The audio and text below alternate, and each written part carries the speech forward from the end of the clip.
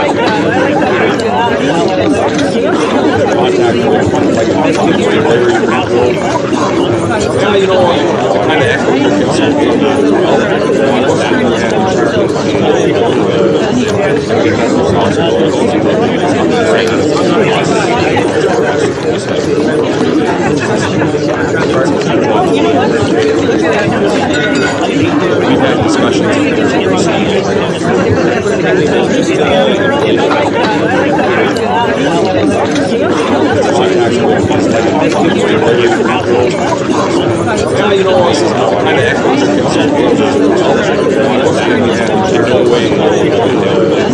Look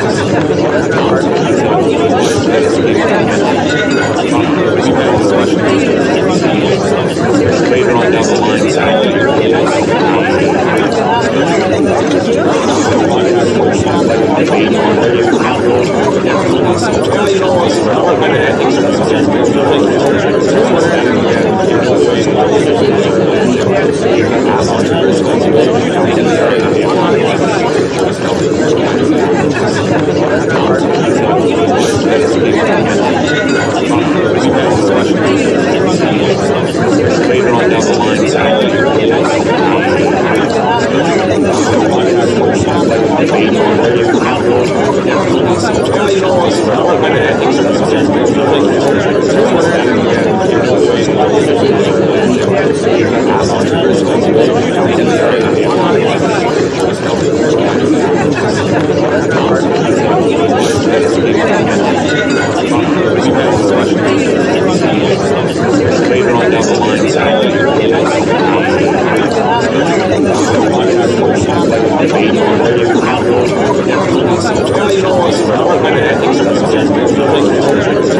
on down the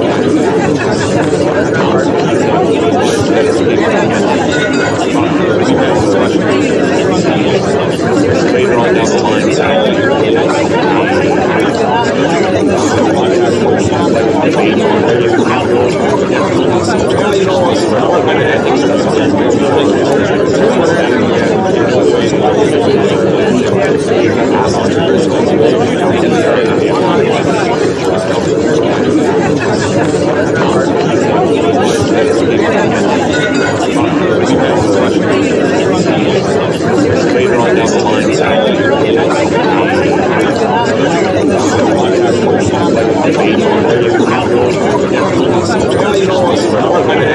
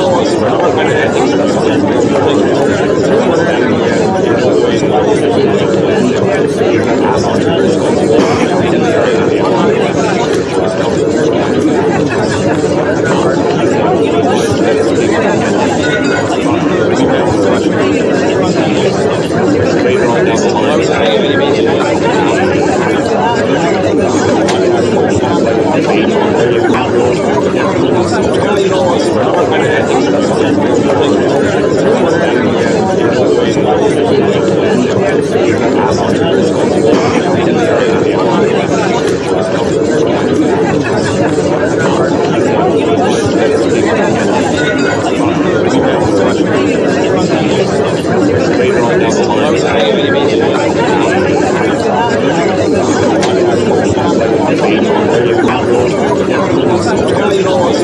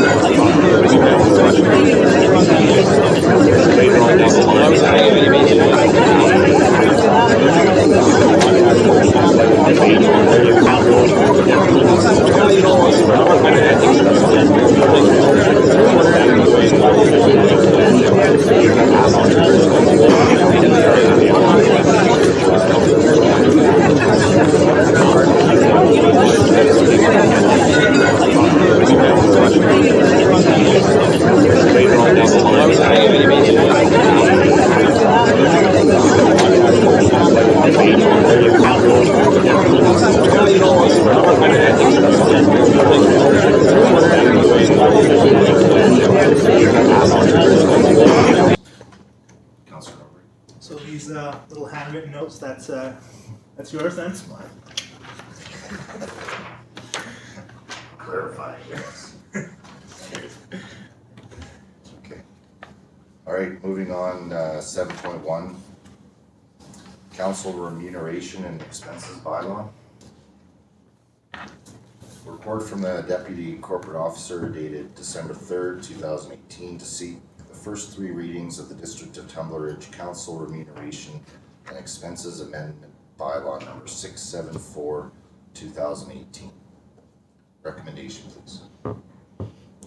Councilor Kirby. The council gives the first reading to the District of Tumbler Ridge Council Remuneration and Expenses Amendment Bylaw number 674, 2018. Seconder. Councilor Norbury, open for discussion.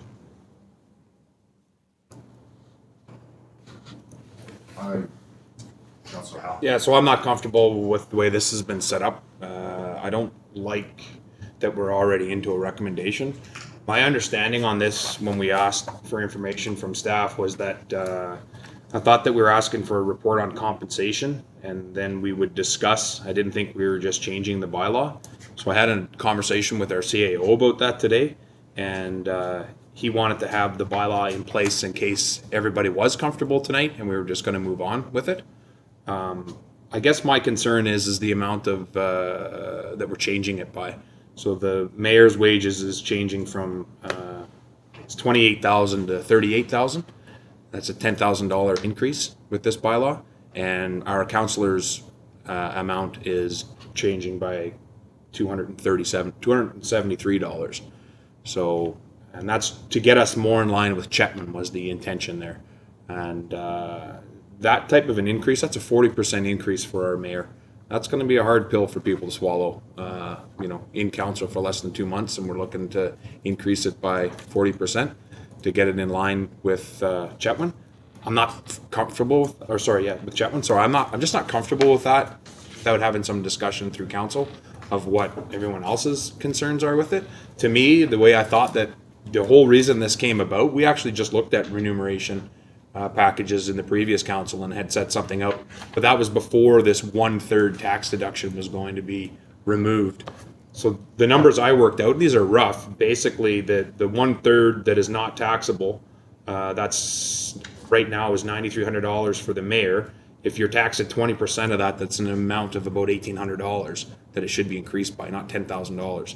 And the same thing for councillors, it's about $4,300 for councillors that we will not be taxed on. That's a difference of $400 at the end of the year that we don't get for doing this job. So to me, it warrants some discussion rather than immediately going into a bylaw. I understand why staff went that direction if nobody had concerns with it, but to me, where I have concerns, I'd rather we don't move forward on this bylaw or vote it down and then have some type of a discussion about it. That's my take on it. Councilor Norbert. Yeah, I think that's a big jump. But looking at the comparable rates, I think Councilor Howard made a good point of we're essentially losing 400, and we're getting added in 273. I think that's an issue. We should up that so that we're receiving the same amount of remuneration. But you know, we're already seeing the amount of work that our mayor is doing. So I don't. If the issue is talking to our residents at what the value of this increase is, and it's simply to say, we're just trying to bring up our rates comparable to other areas, and our mayor is working hard. He's putting in calls to everybody. It's not just to show up at the meetings and doing a little homework. It's going to bat for us at the next level of government, and we should remunerate at levels of other municipalities. I see where you're both coming from, absolutely. I think the comparison of the region is definitely important. It kind of sets the benchmark, and I think that's kind of how everyone in our region has done that as well. But to be clear to everybody, the reason we're bringing this remuneration bylaw to light is because of the fact that we're losing that 30 or 1/3 tax-free part in our wages. So it's not the fact that we are new to council and we want to raise. It's the fact that we're adjusting for the tax-free part. So if you take that into account, it's a 12% increase basically. So I don't think anybody in our region has adjusted according to a percentage like that. So it's really the question to you guys is what type of remuneration for the position you feel is worthy. Maybe that discussion needs to go on for another few months. We certainly don't need to decide this today if not everyone is comfortable about it. But just my thoughts on the take of it there. I don't like the fact that a person in my position can decide if they want to be involved or not. The way it's structured right now, the mayor's job can be minimum 10 hours a week. Basically prepare for the agenda and come to these meetings. And I don't like that fact. If I was a resident, I would expect our mayor and council to represent us to the fullest and be involved, not only with the community, but with the decisions that we need to make. 10 hours a week is not being involved, and I can see where 10 hours a week can compensate for 28 grand, but I can also see how this job can be a full-time job as well.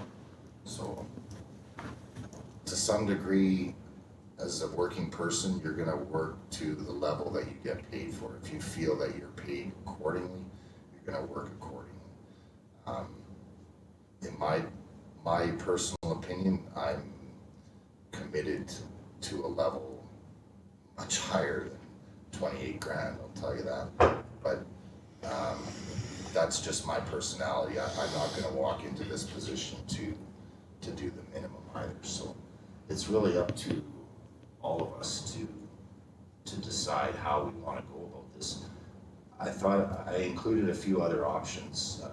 I think it was by email that some of the governments in the region also pay per meeting, per diem. That's an option as well. They've got a few different pay scales as well. They take a lower wage but get bumped up for meetings, per meeting kind of thing. That can be abused as well, but in a strong structure, I don't think it could be abused in a strong structure. What's everyone else's thoughts on this?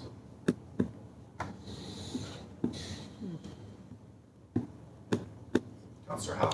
Yeah, the other part of this report from staff here is we're not actually comparing apples and oranges to oranges. When you look at the mayor of Chetwynd is $38,000, the mayor of Taylor is $28,000. That's his minimum that he gets paid. He also, the mayor of Taylor. He also gets paid for every meeting that he attends. So to look at those numbers and try to make an adjustment for our community based on these numbers is not looking apples and apples and oranges to oranges. And the maybe part of the problem that I have with this at this point is that I don't know if it was last year that we did this. I don't. Maybe you guys can remember. Maybe it was the year before. We already looked at this. We looked at the compensation levels that we received, and we adjusted them. Right? We did. We're getting like almost $150 more a check than what we normally used to get.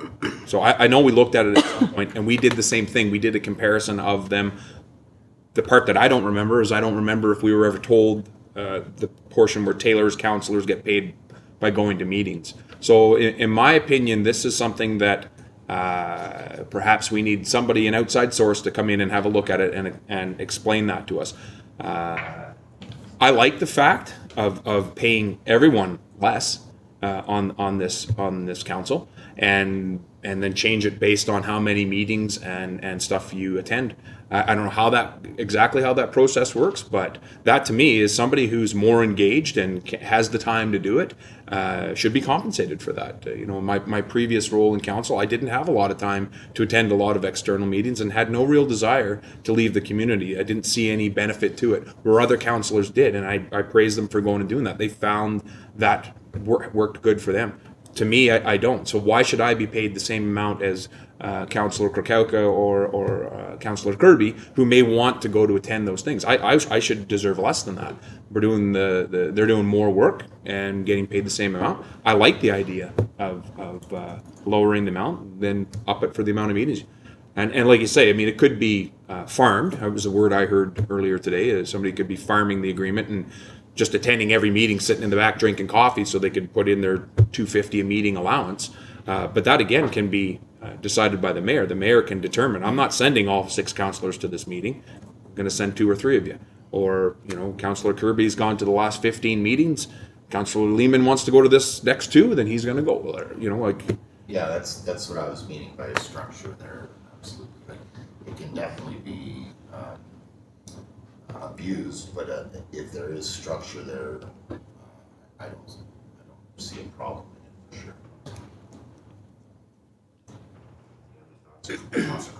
Councillor Hall, you threw out an amount for a meeting. Is that what the actual amount is? No, not at all. Just Just throwing something out. Okay. With that, I was curious to hear from Councillor Howe where that information was found. So, for the Taylor it was mentioned that Taylor, they get a flat rate and amount per meetings. I was wondering where Councillor Howe found that information so I could follow up myself. Yeah, page 38, the last paragraph at the bottom of the agenda there's something that says it's possible to move to other systems such as employed by Taylor or the Peace River Regional District, where the flat amount is paid but decreased by a larger meeting fee is implemented to compensate individuals for expenses. Councillor Norbert. Sorry, I meant more along the lines of it sounded like maybe you had more information beyond what was already. No, Fair enough. that was in discussion with the mayor and our CAO. I haven't seen anything in writing either. There was an email sent out with the PRRD expenses report. So on that report, there's the actual amounts for each meeting. Each meeting is timed as well, so there's like a scale from 4 hours you get this amount, 4 to 6 hours you get this amount, 6 to 8 hours you get this amount. So it is a pretty good looking structure there. Yeah.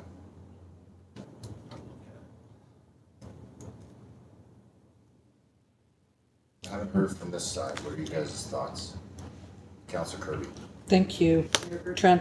Well, I think that it should be adjusted to make up that 1/3 of the tax rebate that we used to get.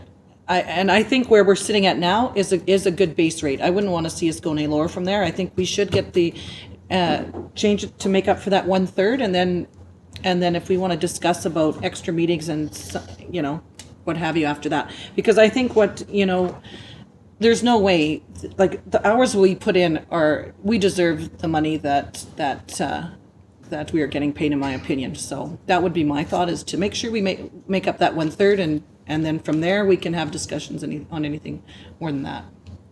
Yeah, Or changes.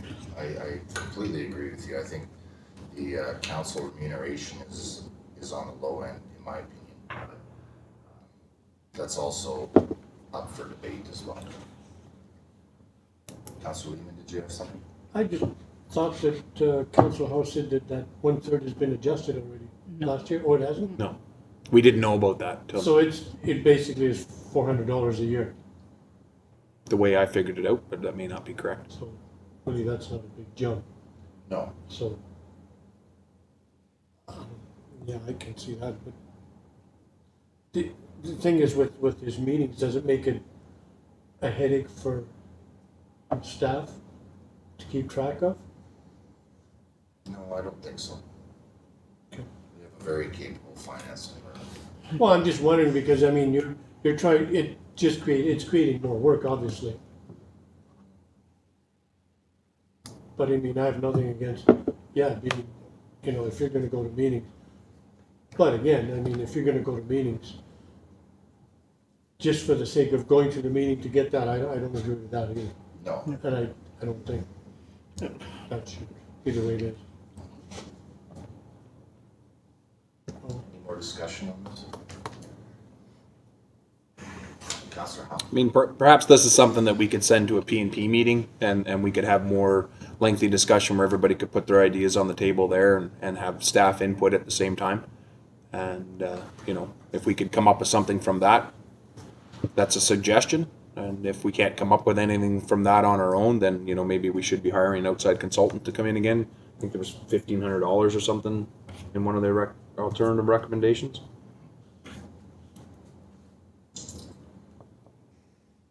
Do we want to take a crack at it ourselves or no?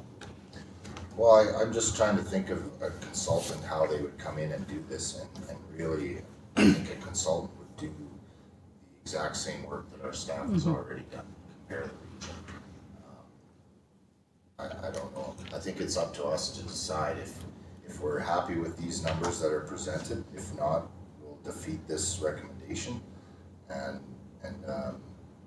direct staff on what we would like to see in the next report.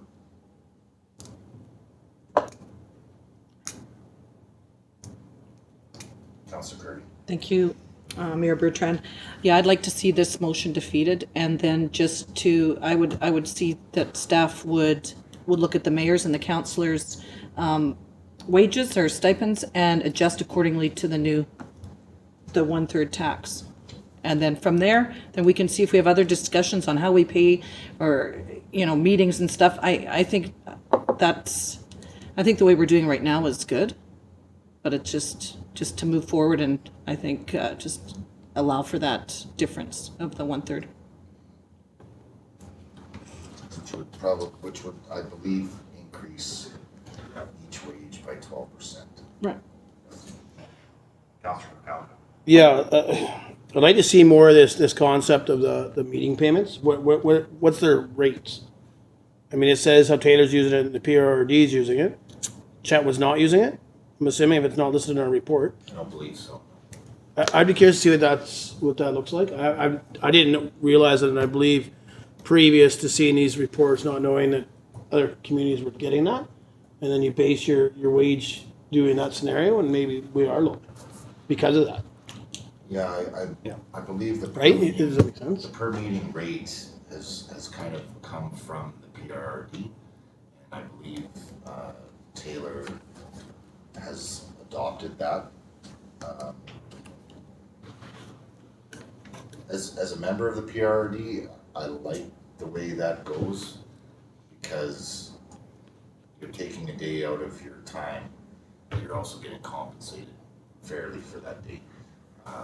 The one meeting I attended in Fort St. John with kilometers and the 8-hour day, I was just under $500 for that compensation for that meeting.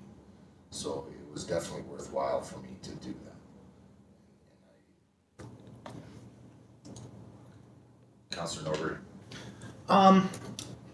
You know, I'm not a big fan of getting paid extra for the meetings that we attend. I'd prefer that everything's on paper, on the level. People can see exactly how much we're making. You know, and like, you know, this is not honorarium, right? Not a what? It's an honorarium, right? It's a stipend, right? It's not like a paycheck. In terms of services rendered, right? I understand both sides, but for me personally, I'm fine. Everyone knowing our remuneration amount, and once you start getting into a pay scheme structure, things get hidden, and I just prefer having everything on a level and having full transparency. Councillor Falco. I'm just assuming even if we look at that concept and it is paid by meeting, that would be in our social report for every councillor. So whether it's travel, even today, right now, you travel to UBCM, whatever, that comes up on my social report. My travel expenses and all that's right there. So it's not, is it hidden? Again, it's hidden on the month-to-month by paperwork, but at the end of the year, the staff report to Sophie. And that's public knowledge. Councillor Howe. And if there's an issue of if we ever looked at that and we went to that, if there was an issue of transparency, there's no reason why we couldn't have a quarterly report that puts on how many meetings and what councillor is at what for what value or whatever.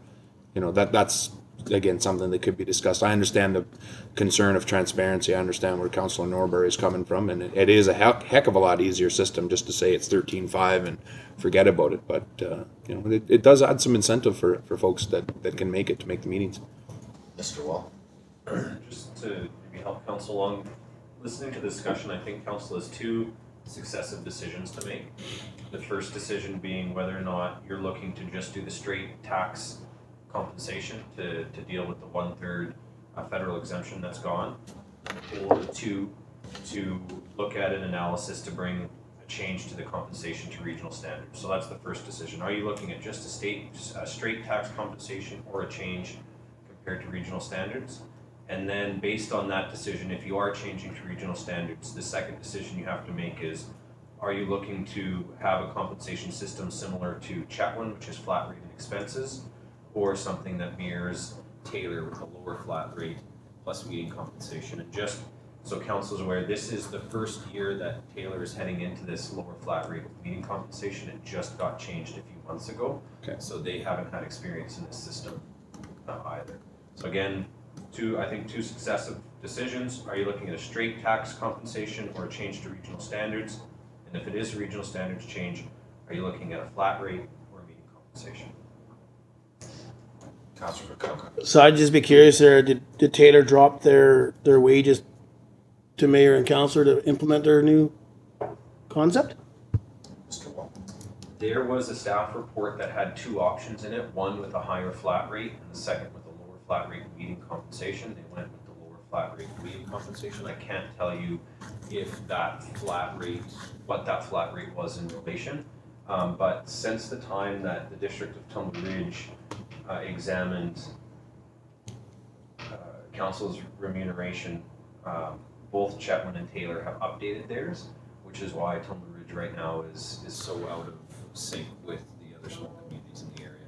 Although, having said that, Pouce had decided to not change theirs as well. So.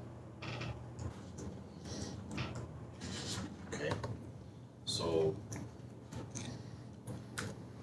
I guess we should deal with this recommendation first. Sorry, did you have something to add? Okay. So all in favor of the recommendation, the council give first reading to amendment bylaw number 674, 2018. All in favor? Any opposed? Defeated. Okay. So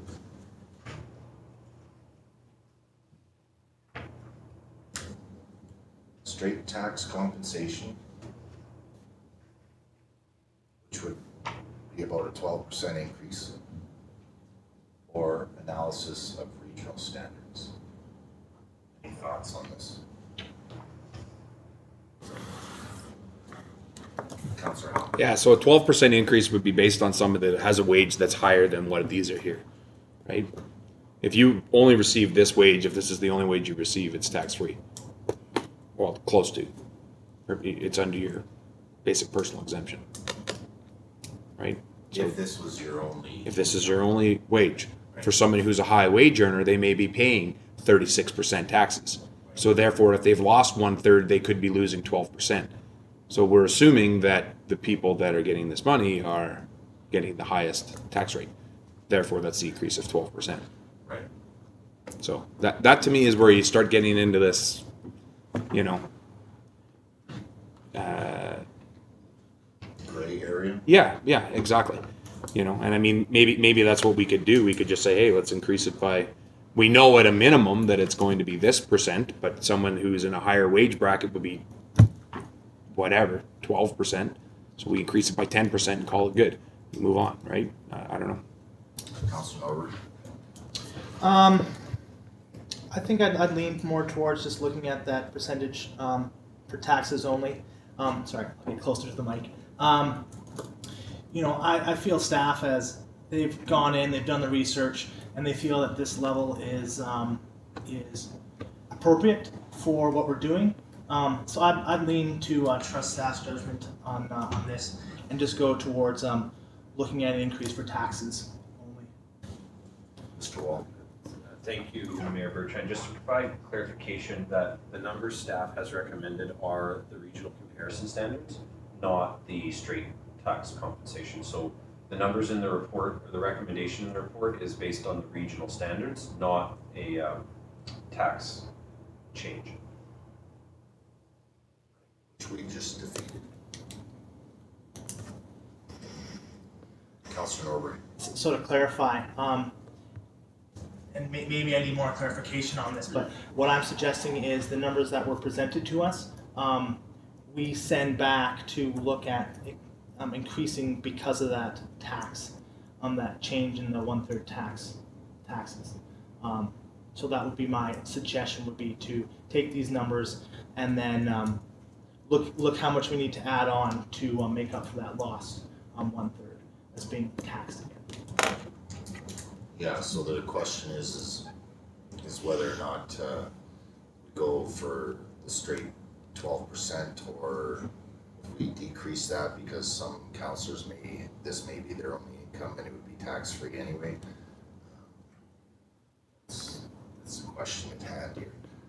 I definitely think this needs more analysis and more discussion on the matter. Yeah. I guess I don't want to get into the habit of throwing things to the BNP, but I think this may warrant more discussion there as well. As far as analysis of regional standards, I believe we have that already in our report. So it's a matter of what everybody wants to do here.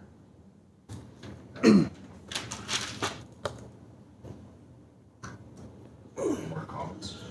Councilor Halkin. Thank you, Worship. So you say that we have the calculations here from the communities, but knowing that Taylor is now going to be paying per meeting, we don't know that number.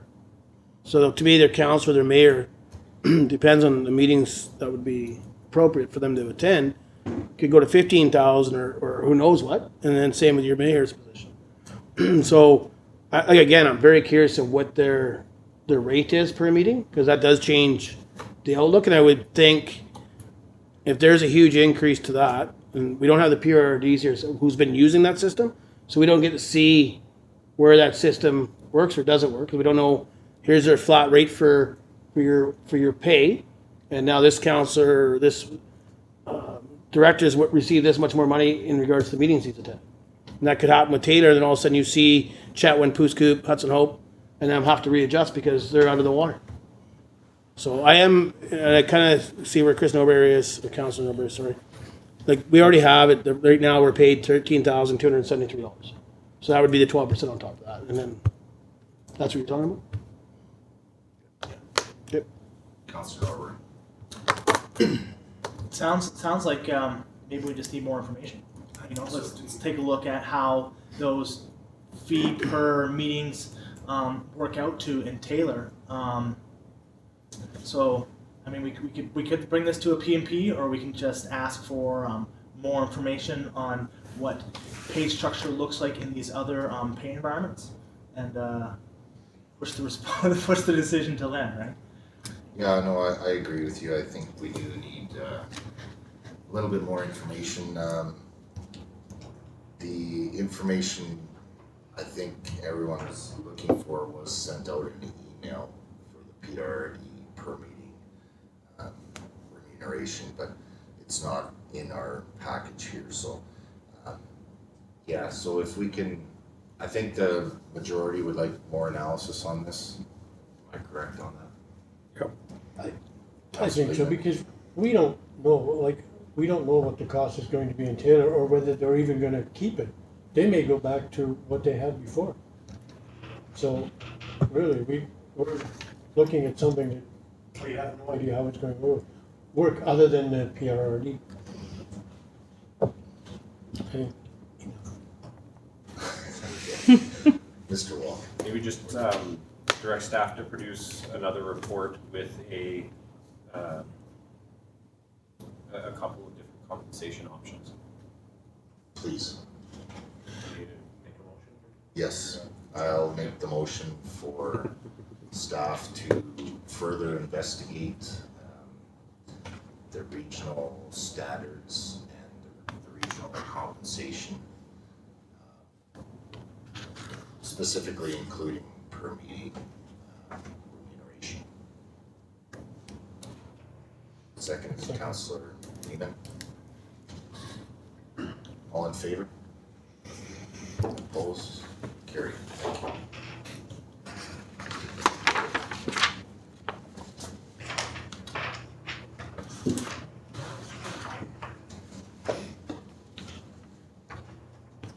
All right, new business, 8.1. Resolution for oath of office for bylaw enforcement officer. A report from the Director of Protective Services dated December 3rd, 2018, requesting that council grant the bylaw enforcement officer authority to enter property. Recommendation, please. Councillor Kirby. The council grants the bylaw enforcement officer Ann Moore authority under the community charter in order to carry out the duties as required for the District of Tumbler Ridge. Seconder, Councillor Kukulka. Any discussion? All in favor? Carried. Thank you. 8.2, BC Natural Resource Forum 2019. A report from the confidential secretary, HR coordinator dated December 3rd, 2018, seeking travel approval for the BC Natural Resource Forum 2019. Recommendation, please. Councillor Norberg. That council approves the travel expenses for Mayor Bertrand to register and attend the 16th Annual BC Resources Forum 2019, taking place in Prince George, January 22nd, 24th, 2019, and that staff complete registration and make travel arrangements for those planning to attend. Second. Councillor Calvin. Open for discussion. I just have one thing to add that all of you are invited as well, so if anyone would care to attend, please let myself or Jordan or Ivan know. Any other, Mr. Wall? Your worship, if you, Mayor Bertrand, if you wish for anybody in council to attend, can you just make a amendment to the motion to allow, to approve travel expenses for Mayor Bertrand or any councillor? Because right now this will only give approval for yourself. Right. First of all, is anyone interested in going? Okay, well, I'll make that amendment to the recommendation for Mayor Bertrand and any other councillor. I have to think about that one for a second. Okay, any other discussion? Councillor Capel. I'll just second your amendment. Second my amendment, thank you. Yeah. Councillor Howe. So we have the BC Natural Resources Forum on January 22nd to 24th. We also have the Minerals North in Chetwynd from May 22nd to 24th. Do we still have the Coal Forum as well, which is usually a fall meeting? Yes. Okay. All in favor of the recommendation? Carried, thank you. That's right. amendment. Sorry, I'm not thinking clearly tonight. Okay, so the motion to amend, right? Now what? Now we vote on the amended motion. Thank you. Okay, all in favor of the amended motion? Carried, thank you. 8.3, Monkman RV Park 2019 operations. A report from the Acting Director of Community Services and Facilities dated December 3rd, 2018 regarding the renewal of a park services agreement for the Monkman RV Park. Mr. Wall, did you want to add some explanation for this one? Yeah, thank you, Mayor Bertrand. So this recommendation is broken into two different sections. One dealing with the immediate request of finding an operator for the Monkman RV Park. That's something that council can choose to do or not to do. For the past number of years, we've had an operator that's worked quite successfully. The costs to the district are higher in terms of lost revenue, but the services delivered by the contractor are higher as well. The second part of this recommendation is to develop a policy on how to handle these requests. So the district has a few different part-year leases, mostly due to tax reasons. And up until now, we've dealt with them on an ad hoc basis. And so the second part of this recommendation is to develop a policy that will come back to council so that these are decided not by whichever council is in, but through a regulated process that provides clarity both to administration, but also the businesses who wish to operate these businesses. Thank you. Have a recommendation, please. Councilor Kirkcalkin. Just curious, are we doing both recommendations at once or separate? Separate. Okay, I'd like to move the alternative recommendation for number one. That's the council directs administration to prepare and release a request for a proposal for the operations of the Monkman RV Park for 2019 season. Seconder. Councilor Norbury. Open for discussion. Councilor Kirkcalkin. So the reason I want to move the alternate about going out to an RFP, we've seen in the past where going back out to an RFP sometimes comes as a better deal for the district. So whether it be more money per month for rent or whatever, it doesn't go to the same person, and then there's people bidding on it, and then sometimes the district is in a better situation doing that and coming back, and there's more money made for the district and the taxpayers. That's why I moved that recommendation.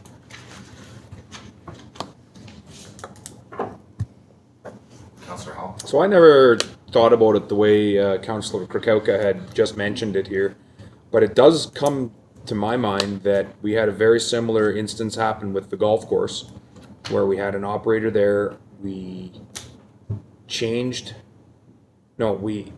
asked them to go back out to bid as well, and the same operator got the golf course for a second year, but we, as the District of Tumbler Ridge, got more money out of it because the operators after year one were able to understand what the costs were to them, and they were able to come in and bid higher because they knew they could do better. They were doing better as it went along. So I think in regards to what is best for the community, what's best for the community is get the most bang for your buck out of that place. I think the people that have applied for it, Wild River, know very well how they can run it. If there's some places they can carve a few more dollars out, and maybe they can give a little bit more back to the District of Tumbler Ridge. I would be in support of letting it go out to an RFP if the benefit that we're going to get is going to be more than the staff time involved to do this. That's my only concern on it is this going to be an audacious process that staff have to take on? I don't think so. I think it's mostly in place, but that's my concern on it. Yeah, staff time on an RFP definitely needs to be considered on this. It is expensive to do an RFP, for sure. So, any other discussion? Councilor Norbury. Since Councillor Kirkcalkin brings it up, by going down the second recommendation, are we adding another? For me, it comes down to, are we allowing equitable access for people to bid on these operational grants, right? So my thought would be, since we brought up the golf course, would be that went out for RFP. it had equal opportunity for everyone to make a bid for that. So my thought would be, moving to this new policy, would people still have the ease of access to also enter negotiations to operate these subsidiaries of the district? You know, like, will this make it harder for somebody who's interested in, say, operating the RV park, step forward and do that? So that's sort of where I'm thinking. Yeah, Rationale. I agree with you. It's definitely a perception that we need to uphold is we are being fair to everybody. And that's what the RFP does. But it also gets to a point where, as a operator of one of these businesses, how can you make any concrete plans when you never know if you're gonna get renewed the year after, right? So it's definitely trying to streamline this a little bit, but it's also, the Monkman RV has been operated by the same group for 3 to 4 years now, so there gets to be a point where if you're the winner of 2 RFPs, there should be some incentive for that, whether or not it be a 2-year renewal process, or maybe if you're successful 2 years in a row, maybe you sign the next one for a 3-year term instead of a year to year. So it's I guess it gets to the decision of whether or not we want to be completely open and transparent as far as competition goes, or if we want to also reward recurring operators as well. Councillor Howe. Yeah, so I definitely see the point of a business being able to invest more into their business if they know they've got an opportunity to continue the business for 3 years. There's no doubt in my mind about that. But I don't think this is the right time to make the decision on this particular operator to do that. I think the idea going forward is fantastic, which is point 2 in the recommendation that was not read. But that point going forward is a great idea. Perhaps this is the last time for this particular operator on this. If they get it again after this one, maybe we could offer them a 3-year contract from this point forward. But then after that 3 years, it has to go back out for bid to be, like we talk about being transparent and all. This is being totally transparent. All these numbers are right here in the book. Anybody can read and see exactly how much money this group made and how much they have to give the district, and are you willing to take this work on to give the district the same amount of money? And at the end of the day, we know that this operator can do the job, right? So to me, this is an opportunity for us to carve a few more dollars out of it, and I don't think we're going to lose the operator for doing it. Maybe they want to change it. Maybe they want to go less. This gives them an opportunity to explain their business case for giving us less as well. So it can go both ways here. So I don't think today is this is not the hill that we die on with this company here. You know what I mean? Like, we can continue on and let this go out for RFP and then change that process in recommendation number 2 later on. I agree. Any other discussion on this? Okay, so Councillor Kirby, sorry. Thank you, Mayor Bertrand. So, instead of just giving him the contract, we are going to put it out again for RFP. That's the recommendation going on this. Yeah. Where I have a problem is that when, it's just that we have to be consistent to any group that's in any of our facilities is never to grant that extra year if we're not going to do it to all. I think, I would be for giving it back to the same people that are running right now, just in the sense that we have never said, we want less. We haven't given that option. Like, if we're going to try and figure out what we want to make off of it, then that should be stated right off the bat. They've really built that park up for us, especially when it comes to tourism, and then you got consistency. It keeps going. I mean, it takes a lot of money to, and marketing too is promotion for us. And they're in magazines, they're doing all this stuff. And so, I would say if that's the way you're going to do it, and and looking at this contract for changing it, that it's going to change every 3 years, I don't think this is the year to go to RFP now.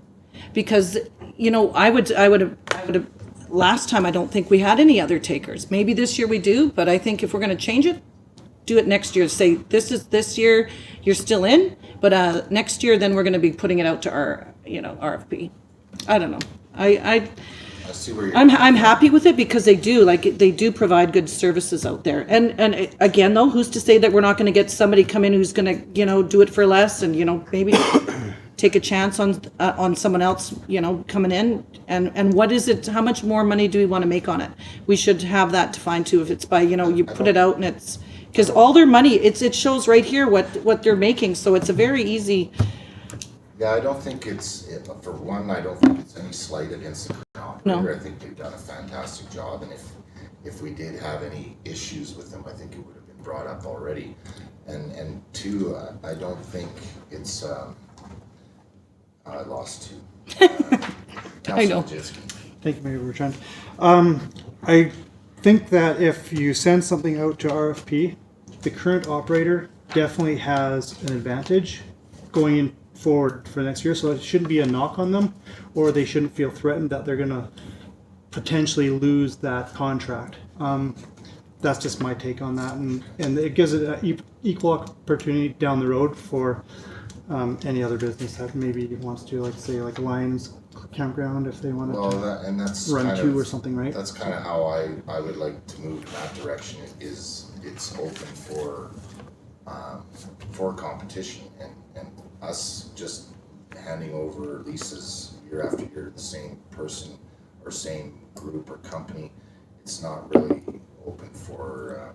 It's open for a lot of questions and a lot of conflicts and a lot of non-competition, really. So, Councillor Kuhnhauer. Thank you, Mayor Bertrand.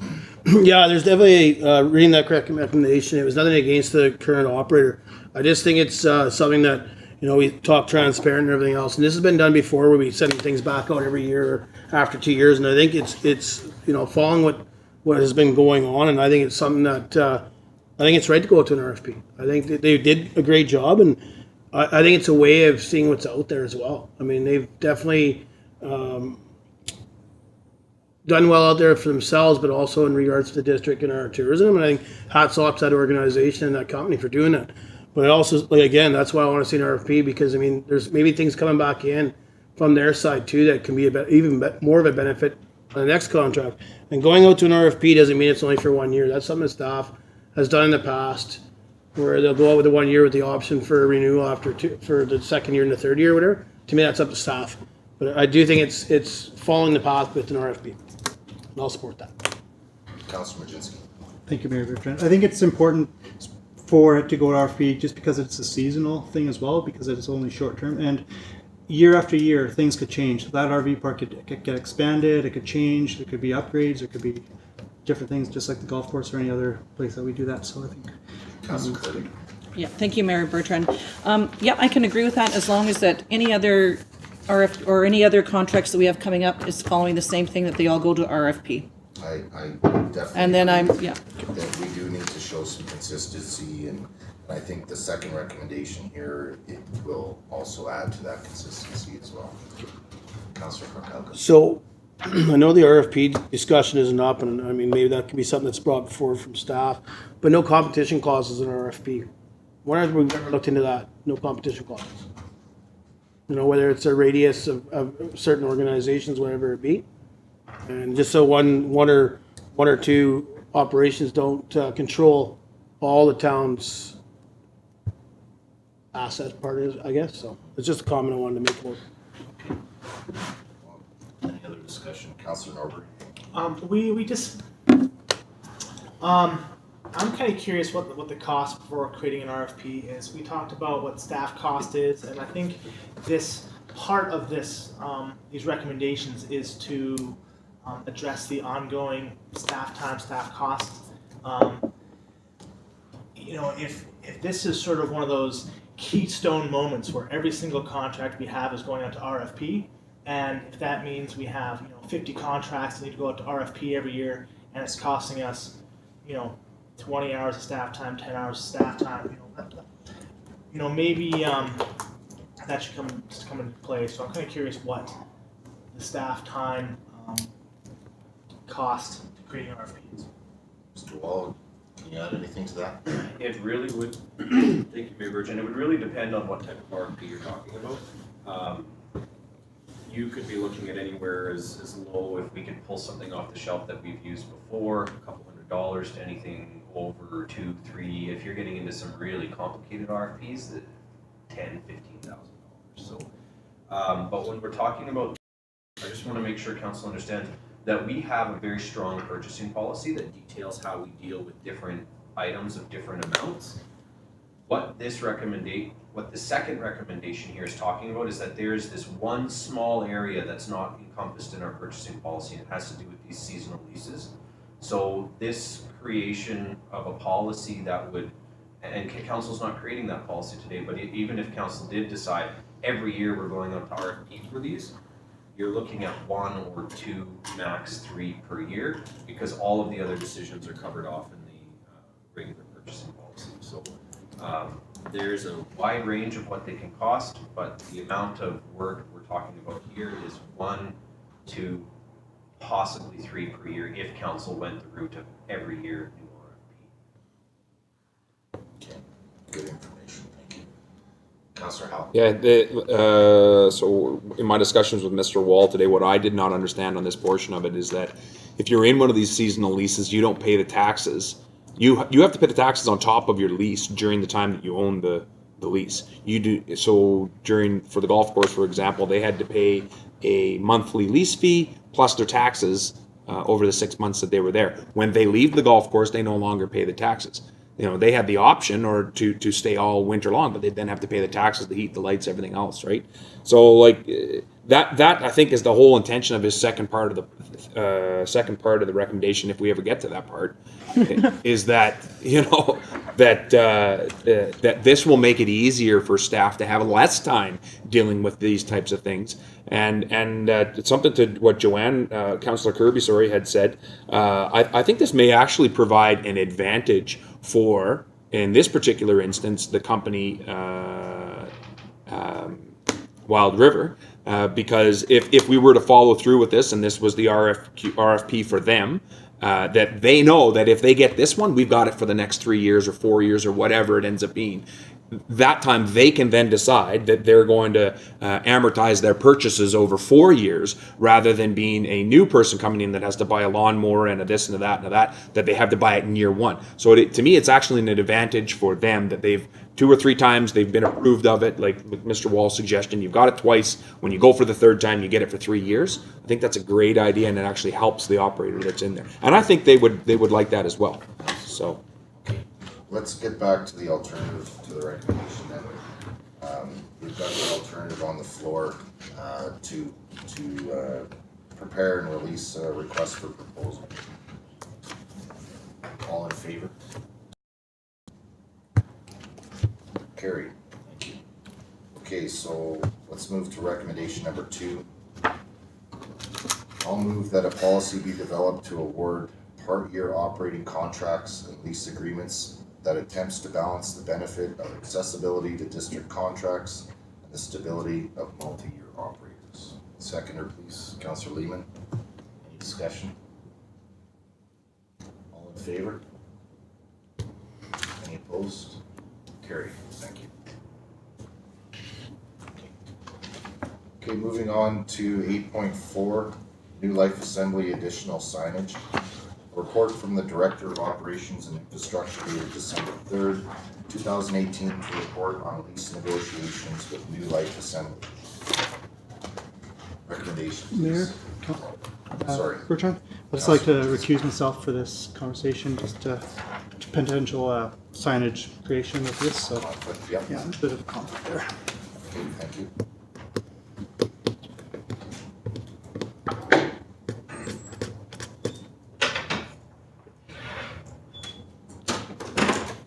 Can I get a recommendation here, please? Councillor Kalka. The council directs administration to enter into a 4-year lease agreement with New Life Assembly for the placement of a message sign on lot 105 parcel identifier 575520, and that the lease terms include a $1 fee and no fault exit clause with 3-month notice from the district. Second, Councillor Norbury, open for discussion. Councillor Lehman. Thank you, Mayor. As far as I see, the sign is up, isn't it? No. Mr. Wall. Thank you, Mayor Bertrand. If council looks at page 71 of your agenda.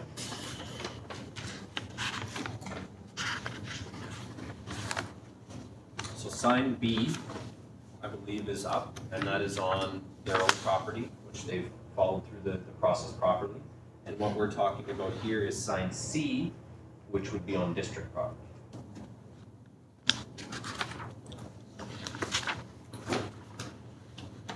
Anything to add there? No? Okay. Councillor Kakanka. So I'm just curious if that is the message they plan on using for on page 74. And that's a permanent sign. I don't believe this is a permanent sign. I believe they can change their messages on signs from what I understand. Mr. Wall, correct me if I'm wrong. The messages can be changed, but this is their intended message. To start with, yeah. Councillor Norbury. I spoke with Mr. Bartowski about this sign, and yeah, what's placed here is what they would like to see.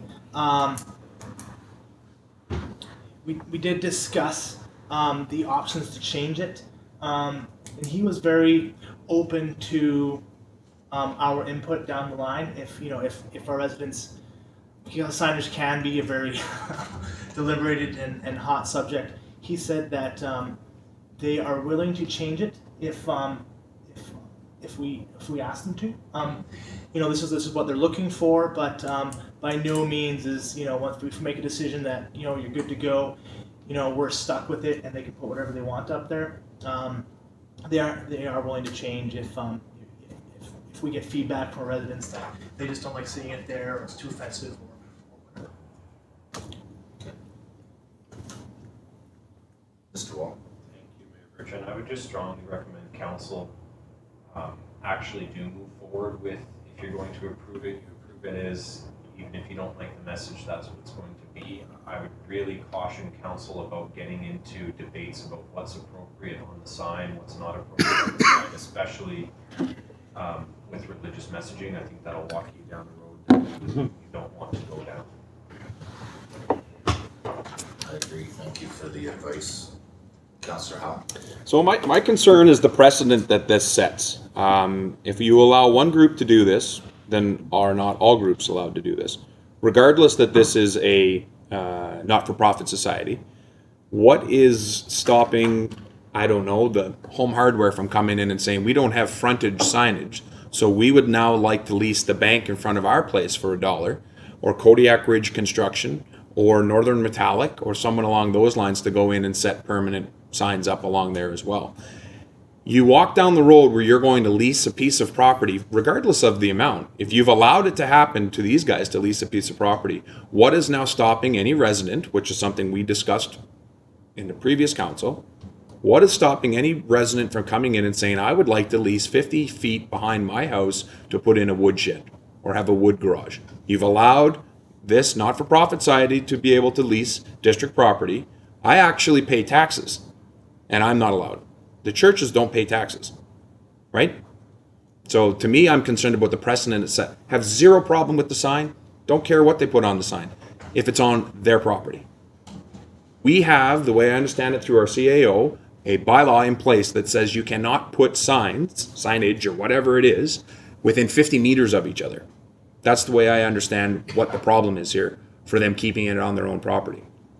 Perhaps there's a way that we could allow them to have their sign that keeps it on their own property, but the signs are not 50 meters apart. I don't know why that was ever put in, why that bylaw was in place, but that to me, unless staff or somebody can explain it to me why the signs have to be 50 meters apart from each other. This is a third additional sign that they want on their property. I don't have any problem with it on their property. I have a problem with the precedent that it sets of allowing us to lease out district property for $1. Because if we do it and we allow that to happen, anybody should be able to come in then and lease district property for $1.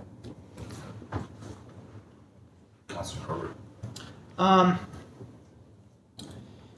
Yeah, so my question is that okay, so we asked them to move it back, right? Move it back on their property, that's fine. But like this land is directly beside their land. They'd be willing to buy it if we offered it to them, right? I think we also need to look at this. This isn't residential property. This is zoned, differently, right? So we're not saying that any resident can come in and ask for district property to put a sign on it, because it's not. We're not doing that for residential land. Right? I think this is beside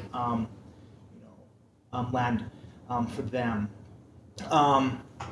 So, and this all just comes down to our old bylaw of that 50 meters. We need to have signs 50 meters apart. I think this is a non-profit society, registered charity, and this is something that we can give them to help out.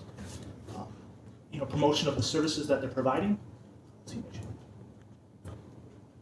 Is that message helping to promote the services they're providing?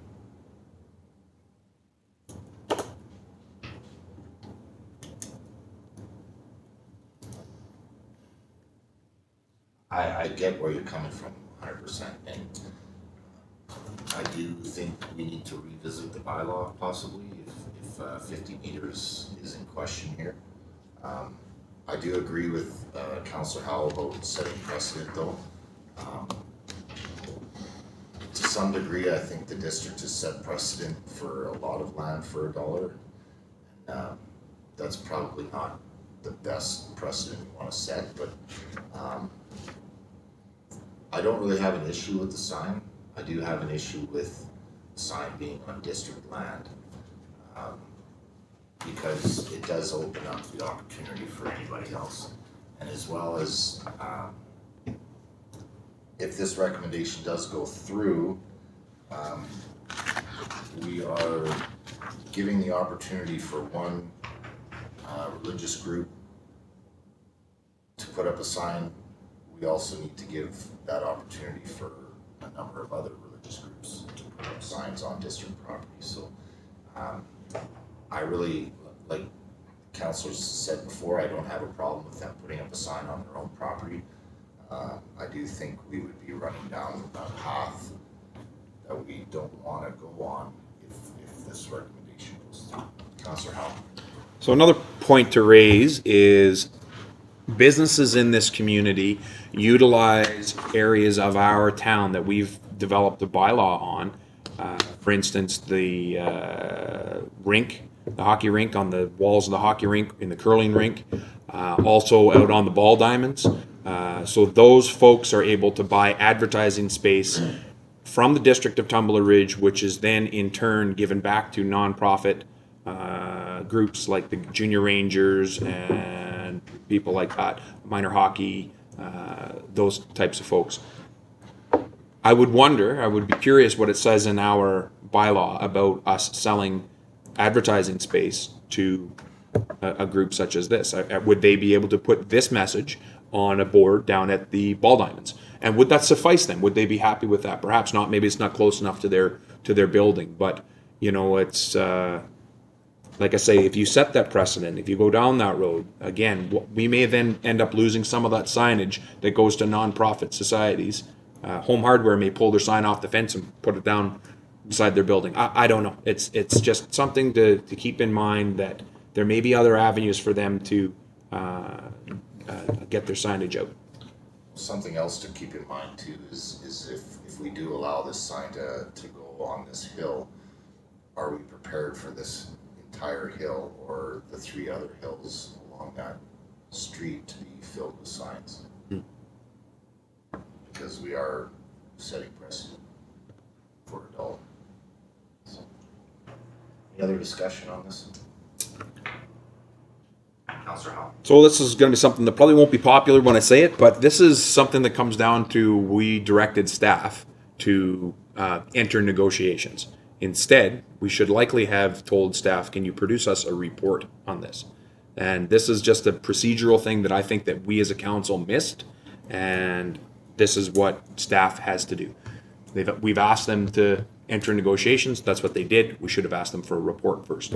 And maybe that's where we need to go with this at this point, is ask staff for a report, because there are those lingering questions about our own advertising and such like that. So I would throw that out. Okay, I think we're ready for vote on this recommendation. So I'll read the recommendation again. The council directs administration to enter into a 4-year lease agreement with New Life Assembly for the placement of a message sign on lot 105, parcel identifier 575520. And that lease terms include a $1 fee and no fault exit clause with 3-month notice from the district. All in favor? Any opposed? Defeated. So I agree with you, Councillor Howell, that I think we do need to ask staff to prepare a report on this with a little bit more analysis and a further recommendation. And if we could include maybe some background information on the sign bylaw and why there was a 50-meter discrepancy or distance there, possibly, Councillor Norbury. You know, if we're talking about making reports, I believe there's also another step in there, and that's we should ask staff if this is even worth asking them to make a report on.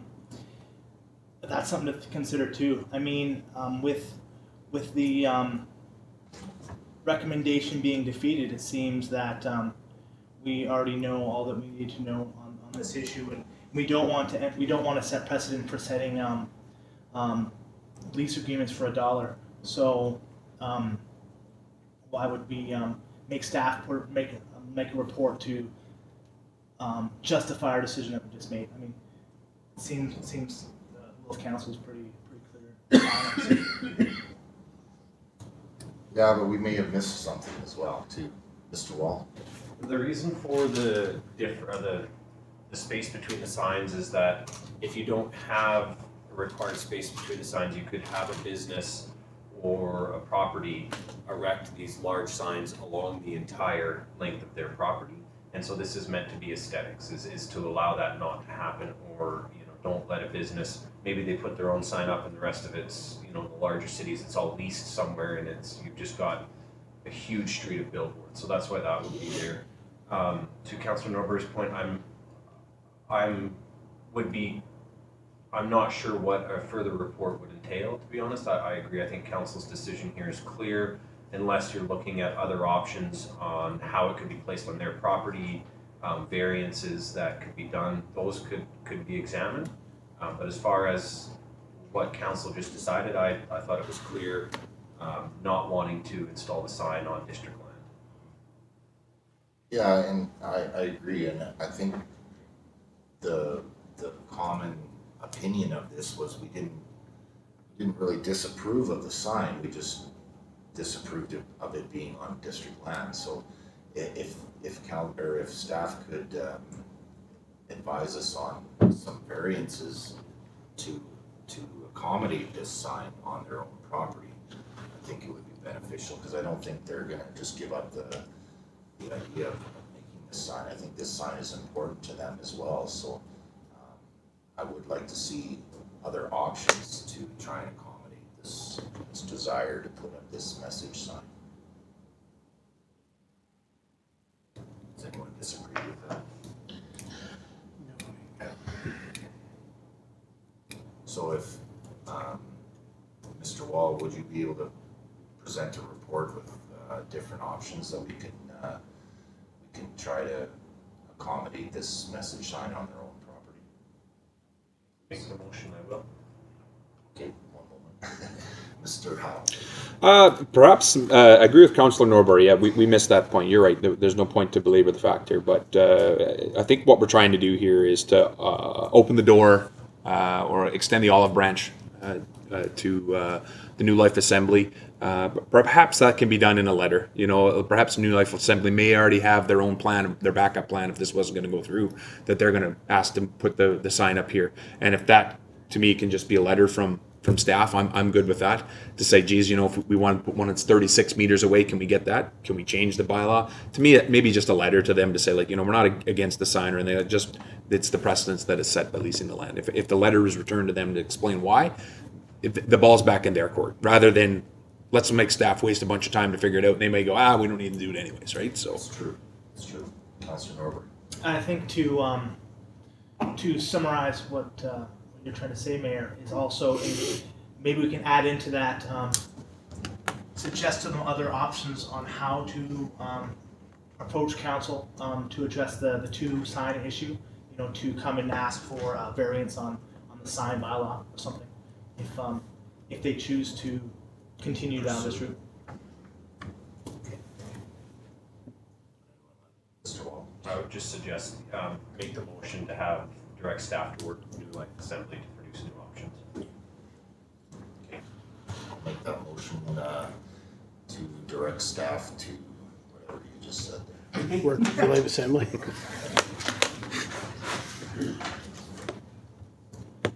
Second that.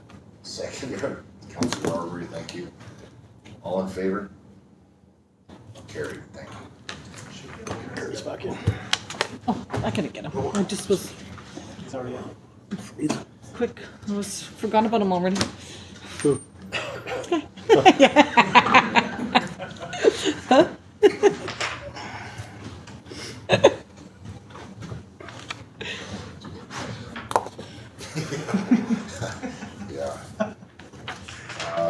Okay. 8.5. E0 or EO-7 town hall meetings. Mayor Bertrand. Councillor Howe. So just before you carry on, I was actually waiting for Councillor Councillor Mazinski to come back into the room. There's another point within 8.4 that I'd like to discuss that does not involve anything that I don't believe would Mr. Mazinski would have to leave on, and that is I think sign related. it's not sign related. It's to do with a processing fee. So you and I had discussed this earlier today briefly. So I have a bit of a concern. We see this a lot, that folks come in, they are a not-for-profit society or somebody that wants something for $1 or done for free or lease done for nothing, which is $1 or whatever. To me, I think it would be well warranted at some point for this council to look at developing something like a processing fee that deals with staff's time, the wages involved in it, to take on small aspects of this. It's something to think about. I don't know the correct way to present it, but this is an excellent opportunity to bring it forward. Another example of this in previous council was when we were looking at the lease of the airport, portion of the airport to Ridge Roaders. So we were leasing, I don't remember the exact numbers, but the amount that we leased the area to Ridge Roaders for is very, very small. And it was like $24 a year, $28 a year. It was very, very small. And I just thought that, you know, if we are going to do leases that are very, very small in nature, does it not make sense for us to at least cover our costs for staff's time to look at this stuff? No, I totally agree with you, Councillor Howe, and that's something that we can look at to bring up the actual policy for that. Okay. We can adjust accordingly there. Councillor Norbert. Isn't Councillor Howe's question a completely different agenda item? I understand that, okay, in comparison to what we just talked about, this is sort of a sister issue, but that sounds like a completely different issue that should be on a different agenda. Yes, that's correct. That's why I said we can look at it in a policy. Okay, moving on. 8.5. EO-7 town hall meetings. A report from the deputy corporate officer dated December 3rd, 2018.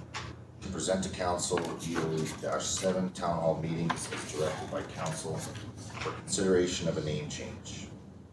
Recommendation, please. Councillor Falcon. The council receives a report titled EO-7 Town Hall Meetings for discussion. Seconder. Councillor Majinski. Open for discussion. Councillor Howe. I'd like to change it to let's talk and move on. Okay.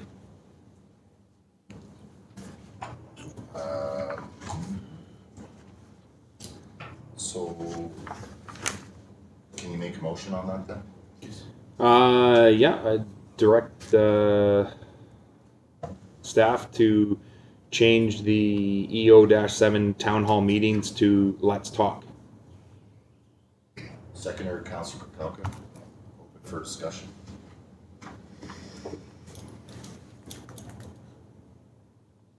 Councilor Norbert.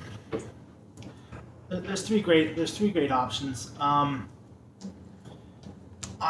would like something added in. Or I'd like some sort of when we're making a notice to the public.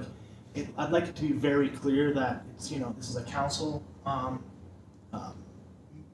Council, let's talk. Because if a poster just says "Let's talk," the issue might be lost. And I know constantly talking with people in the public, they don't know what's going on. They didn't know what it was. The poster wasn't clear. So whatever we decide, I would like to see. I'd like to see something that had council or mayor, some sort of keyword in there to indicate what we're doing. So if it's let's talk council, let's talk with your council. I just like a phrase council. Councilor Kirby. Thank you, Mayor Bertrand. I think in the last open forum we did, staff brought up, and it said, council invites you to let's talk recycling. So you can manipulate that, but let's talk is kind of your main thing, so that when they see that, they know that there's going to be a discussion on something. So I think you make a good point, Councilor Norbury, but usually on the poster it does say council invites or council is hosting a let's talk, and then the topic. Yeah, we can adjust the invitation to specify who's organizing for sure. Councilor Lehman. Yeah, I just think that let's talk it's a catch. It'll catch your eye, and then on the bottom here's your chance to meet and talk to council and mayor and council. I think that's all you need. Is you don't need the longer you make it, it starts to now what's this? So it's short and to the point. That's all you need. And then underneath it says there's your chance to meet. I think it's great. Any other discussion? Okay, all in favor of the recommendation? Carried, thank you.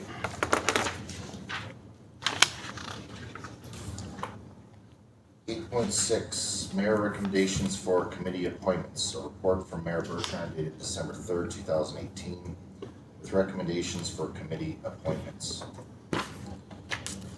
Recommendation, please. I'd like to do all these separately. So, recommendation, Councilor Howell. Recommendation number 1 regarding the deputy mayor position, that council agrees to appoint Councillor Krakowka as deputy mayor on a permanent basis with the opportunity to revisit at a later date. Seconder, Councilor Kirby. Any discussion? All in favor? Carried, thank you. Recommendation 2, please. Councilor Norbury. That council appoint Councilor Kirby as alternate to Mayor Bertrand on the PRRD Board of Directors. Seconder, Councilor Kupelka. Any discussion? All in favor? Carried, thank you. Recommendation 3, Councilor Lehman. Council agrees to appoint Councilor Norbury to sit on the board of the community forest as a council representative. Seconder, Councilor Majinski. Any discussion? All in favor? Carried, thank you. Recommendation 4, Councilor Howell. The council agrees to appoint Councillor Kirby and Councillor Krakowka as an alternate to sit on the Tourism Action Committee. Seconder, Councilor Kirby. Any discussion? All in favor? Carried, thank you. Recommendation 5, please. Councilor Norbury. That council agree to change the name to the TR Needs Task Force and appoints Councilor Lehman, Councilor Howe, and Councilor Krakowka to the task force. Seconder, Councilor Kupelka. Any discussion? Just to add my 2 cents on this, I think renaming this as a task force really focuses the group instead of just a brainstorming session. I think it's really important to focus this group on what we're looking for and give timelines for recommendations. So I think this is an important one as well. All in favor? Carried, thank you. Recommendation 6, please. Councilor Liebman. That council agrees to appoint Councilor Kirby and Councilor Majinski as alternate to the Northeast Regional Advisory Committee. Seconder. Councilor Kukalka. Any discussion? All in favor? Carried, thank you. Recommendation 7, please. Councilor Kukalka.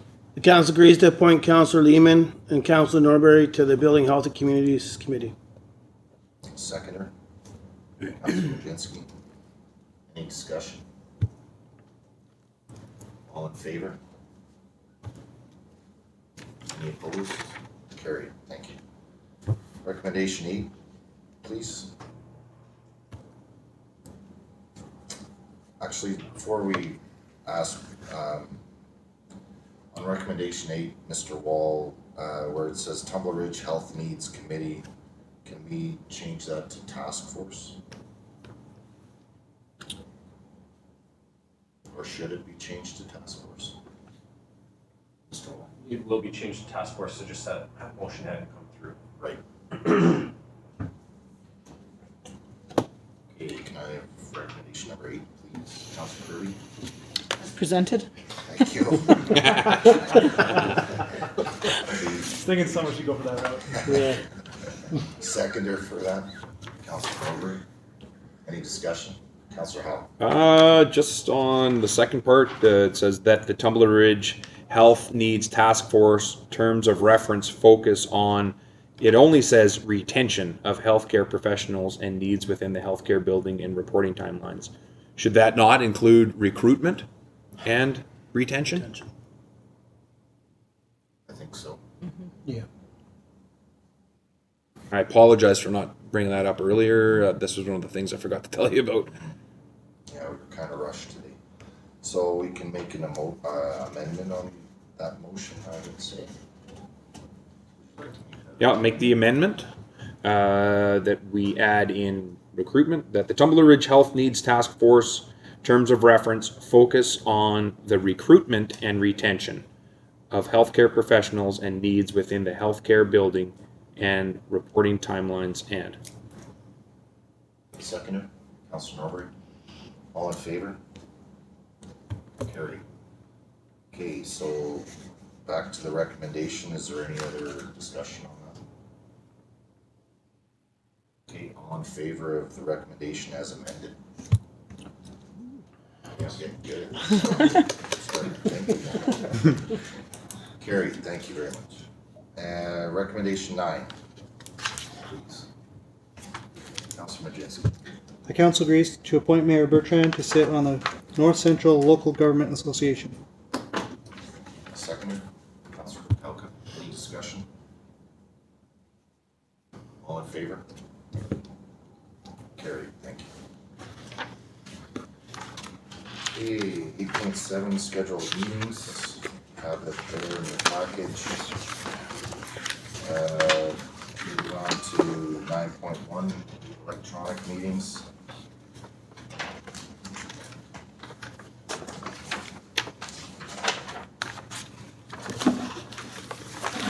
This was a motion carried forward from our P&P committee.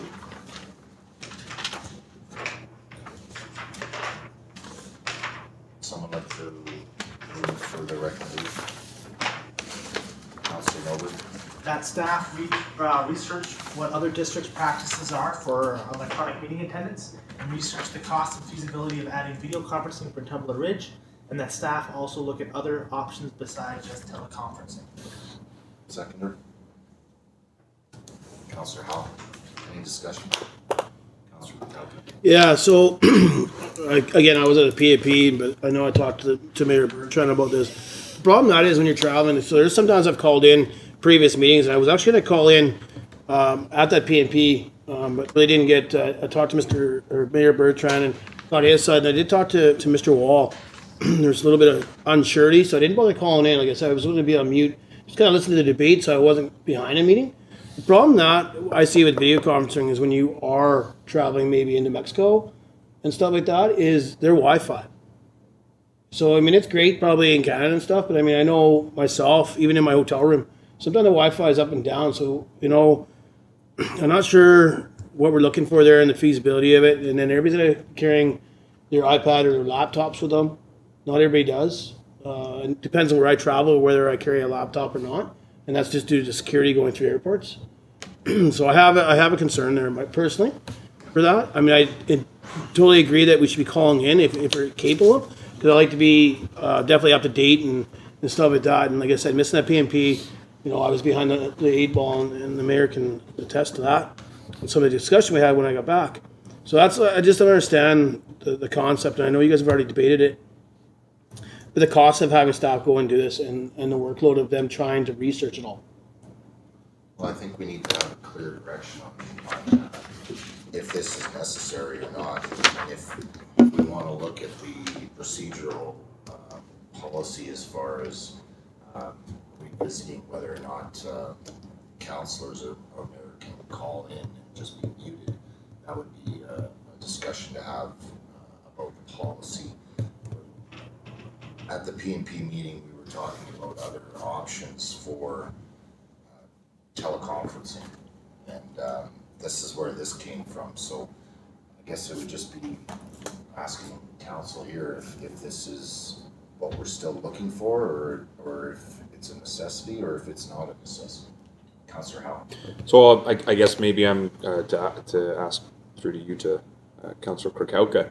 Is it Councillor Krukowka's impression that you will not be allowed to attend a meeting if you cannot be in on video conferencing? Well, that's sorry. Talking with the Mayor Bertrand, that was kind of what I got. Was if you're unable to access the video part of it, so doing the video conference, you wouldn't be calling in.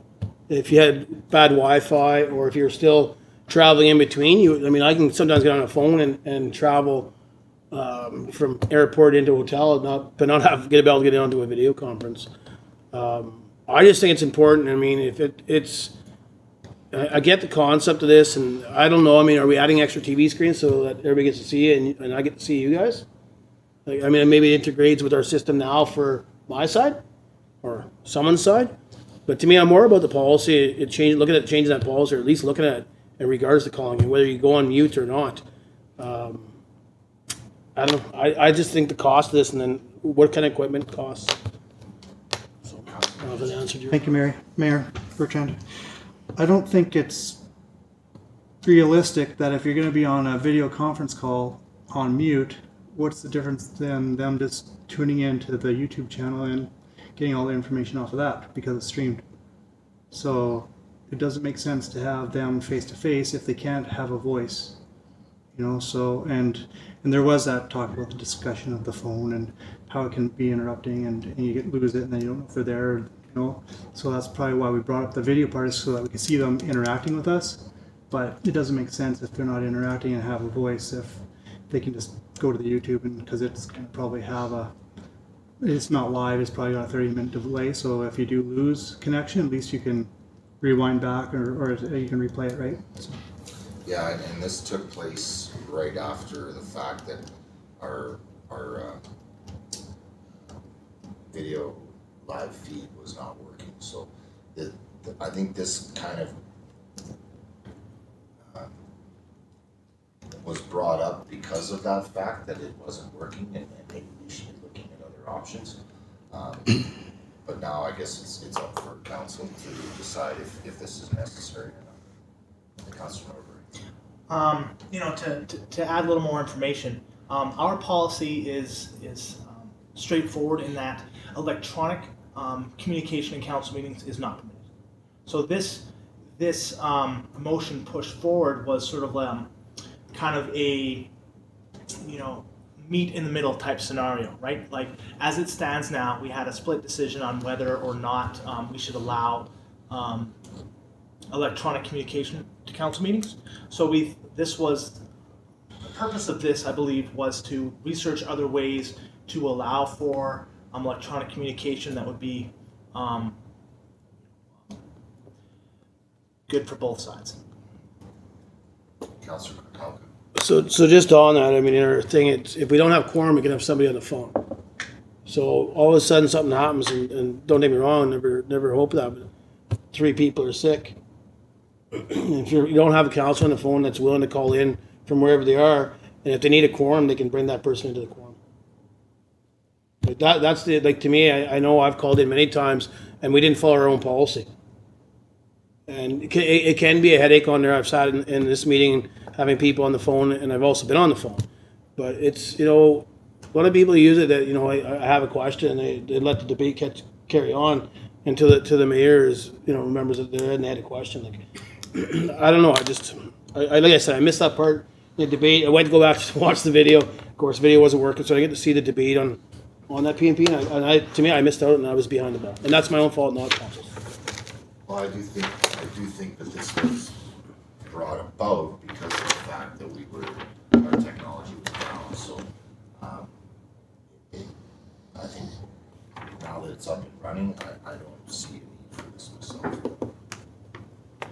Councillor Howe, did you have something to add? Yeah, that was the whole point of the conversation. Like, and we've got to this where it says we're going to allow staff to research it. So to me, why not just allow staff to research it? They come back with their ideas, and if there's a better way to do it. We all know how terrible it is to be on the phone or listening to the person on the phone. You can't see their hand raised, like we talked about. There may be able to have a screen that you have that, as we call in, the green button comes up or whatever, and that councillor wants to speak. It can get really confusing when more than one councillor calls in as well, right? So, to me, let's let staff look at it. I mean, the iPad solution that they use in Toronto Town Council, where it looks pretty good, or City Council. Councillor Kirby. Thank you, Mayor Bertrand. I'm just letting you know that I'm happy with the system we have. I don't think we need anything else, and that's my vote would be to vote against that. Any teleconferencing. Okay. Video. So we have a motion to ask staff to research this. All the, Was it second? it was seconded. Okay. So all in favor of this motion? Any opposed? Carried, thank you. Policy EO-2. Am I getting that right? It's an O, not a 0, is that right? Recognition for years of service. I'd like to make the motion that EO-2 is amended to include that every elected mayor completing one term of office is added a gavel to their gift of recognition of service. Second, please. Councillor Norbury. Any discussion? Councillor Kukalka. So can I just get some background on why this is partaking in this agenda? Why this is partaking in this agenda? Yeah, so has it already not happened? As far as So we're adding it as a gift of recognition for the service of the mayor. adding it to our policy. Yeah, but has it already not happened? That was not in our policy. I believe it has. So this is a little behind the 8 ball a little bit, but I think it's a good gift. I disagree. Any other discussion? All in favor? Any opposed? Carried.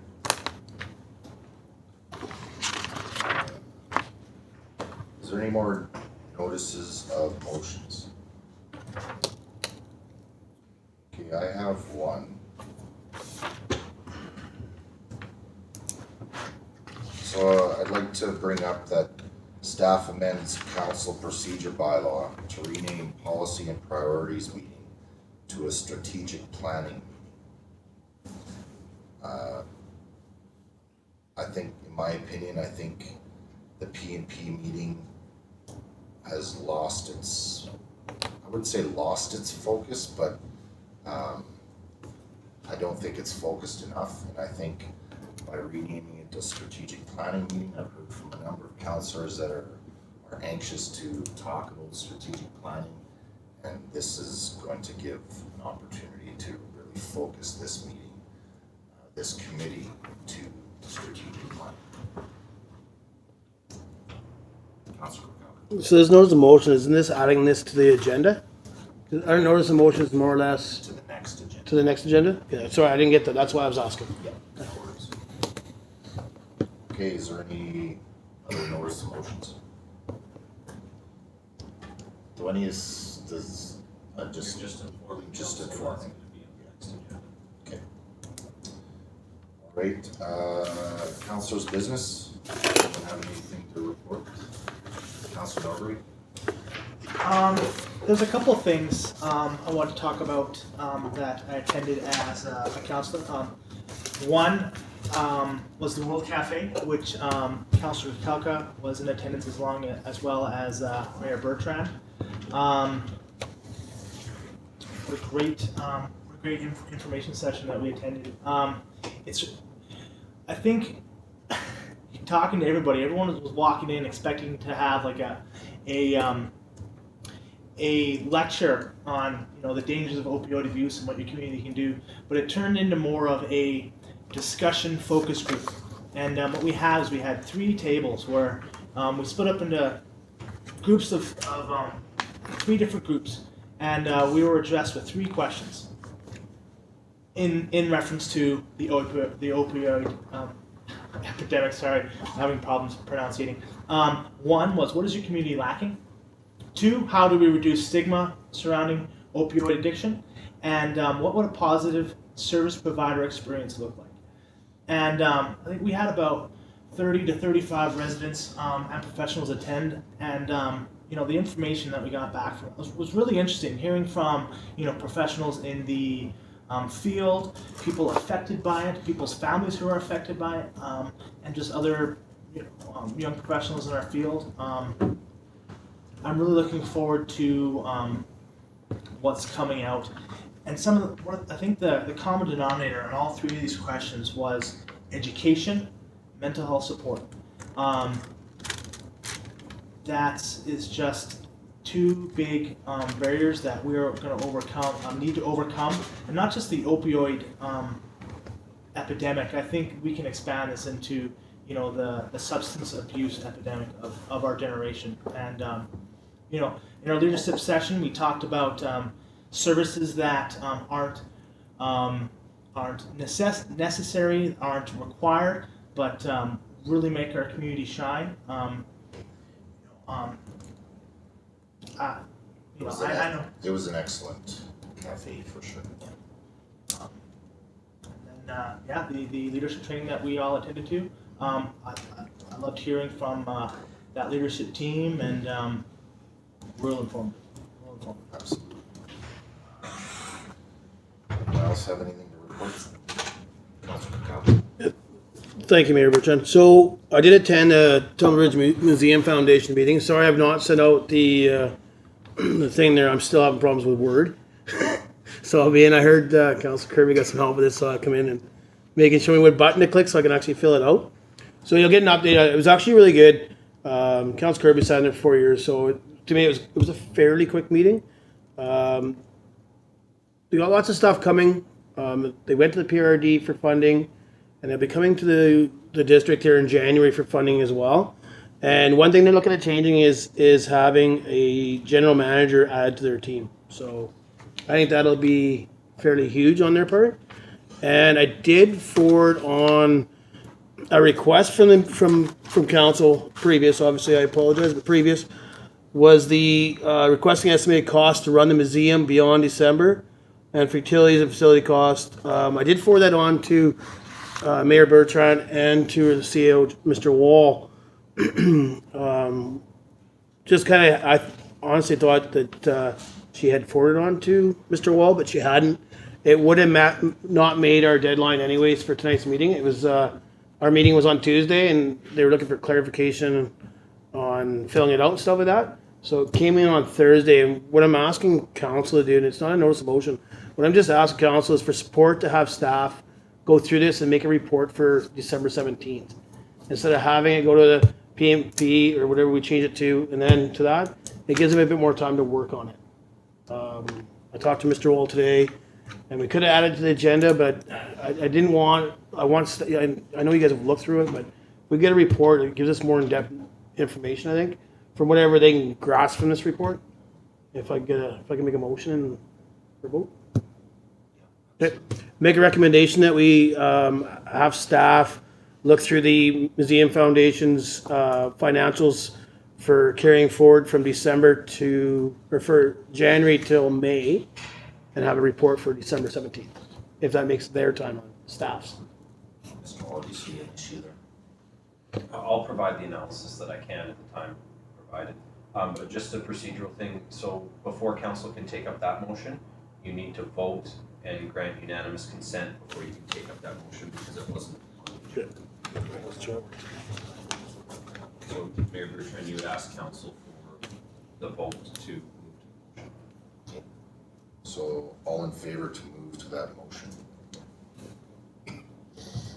Unanimous, carried. Okay. Good with that motion I read? No, you're getting, or do you want me to read? Okay. So you just need a second. Seconder on that motion. Councilor Kirby. Any discussion on that? All in favor? Carried. Thank you. Okay. Councilor Kirby. Thank you, Mayor Bertrand. I just wanted to compliment staff on how beautiful and Christmassy our town looks. I love it. The tree outside in the new tree, it's great. It's That nice. was it. Yeah, it looks really good. Yeah, so I believe it's on Wednesday is the tree light up at 6 o'clock. I need to make a speech for that. We'll see. I've had a number of meetings over the last week, just going through, I attended a BC Hydro Site C update in Fort St. John. I got to meet a lady from McLeod Lake, so that was good. We passed cards on there, so I'm looking forward to expanding that relationship as well. Site C is 3.5 years into construction. They have moved a lot of dirt, 11 million cubic meters. They poured 450,000 cubic meters of RCC concrete. Yeah, they're doing very well. They just about finished their their one tunnel project. They're just about halfway, and they're tunneling from the other side. So and they've started their dirt compacted dirt dam as well. So they're moving right along. They were planning completion date of 2024. Yeah. I've met with I've met too many people, to be honest with you. I did meet with Sarah at the Geopark this morning, talking about just getting a little bit more history about the Geopark and a little more clarification on the relationship with the Geopark and Y2Y, which was important. I did inform them that they are listed as a partner on the Y2Y website, so she's looking into that, because if that is correct, that's not correct information. And I've been in contact with the Assistant Deputy Ministers of Flinro and Environment. They were planning on coming up tomorrow for an in-person update on the progress of this plan. Fortunately, they've canceled on us and are wanting to do a conference call. From what I got for the reasoning for the cancellation was the partnership agreement with the First Nations is still on an ongoing negotiation, and the minimal impact analysis that they are putting together isn't complete and specific enough with accurate information. So basically they're just not ready with the information that they have to come up and present.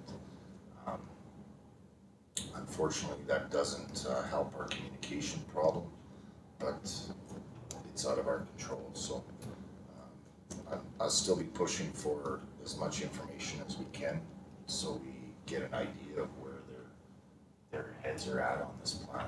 But that's where we stand at the moment. Councillor Howe. So what is the call-in meeting then about?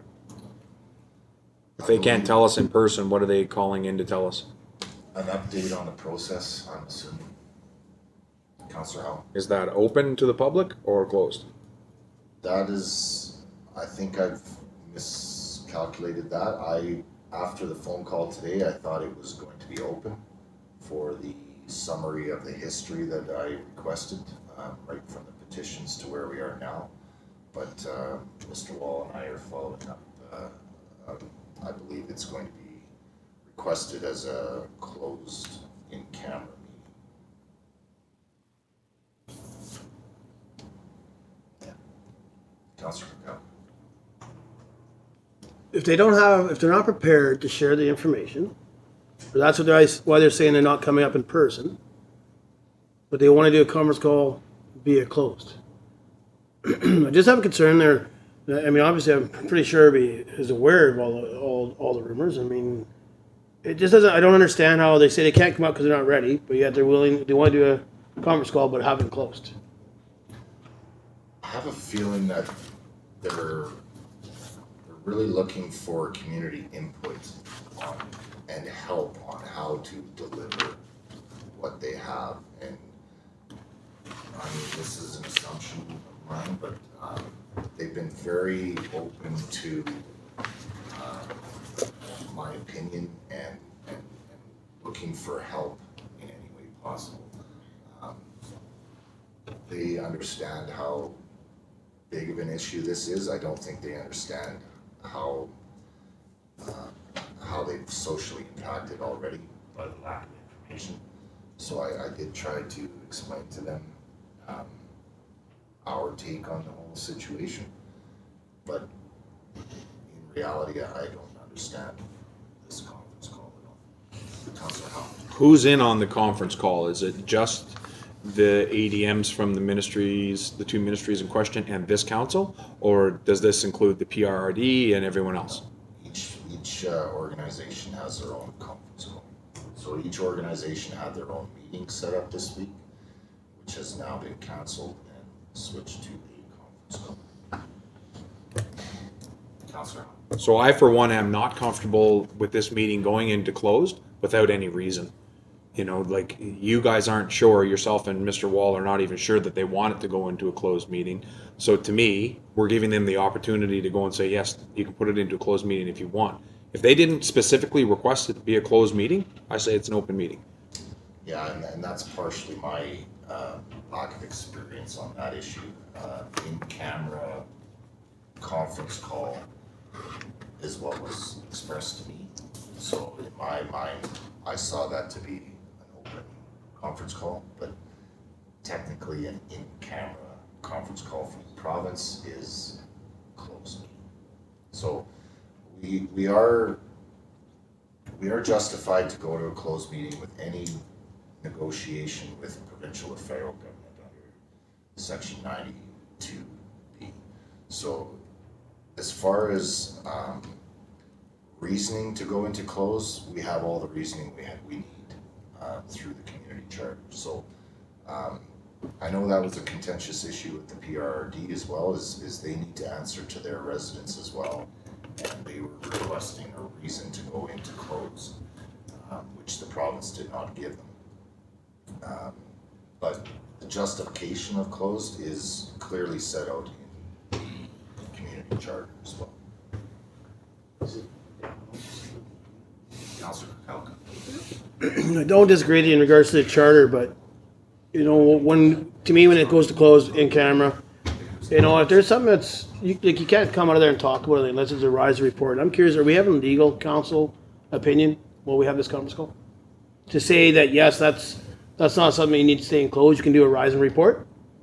Like, is that something that should not be beneficial? One, so we don't put the district at a liability. If we do rise and report something that, in our eyes, that you know should be general information to the public. Like I said, without having any information why they want to go to closed, they've now counseled to come up in person because they're not ready. But if they're not ready to come up in person with maps or whatever it is, then what's the conference call about? I'm assuming it's an update on the process. Councillor Howell. So I received an invite from Jennifer McGuire. That was from myself. So in the original appointment, it doesn't say in here that this is a closed meeting. It says it's a meeting with Tumbler Ridge Mayor and Council, Caribou Recovery Measures. They have the time listed from 12:30 p.m. to 5:30 p.m. They have 5 hours of talking they plan on doing in this. So it sure sounds like to me they just don't want to come here in person. They're going to present it to us. So I don't know. To me, if it doesn't say that in that email that it's closed, it shouldn't be closed. If they call in tomorrow and they say we want this put into closed, then why? I don't understand that. Nothing's set in stone. There is no negotiate. There is nothing legally done. Like they said it's a moving process. Absolutely. Yeah.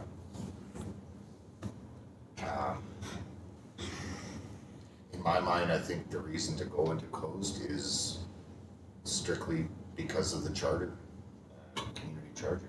And any negotiation or meeting with the province has the right to go into closed. But they didn't request it, Mayor Bertrand. In this email that was sent to me, they didn't say this is a closed meeting. I'll have to clarify with that. Okay. Them tomorrow. Get back to you on that for sure. But we are going to go with the special council meeting still at 1:30, and we'll get it sorted out. Councilor Majinski. Thank you, Mayor.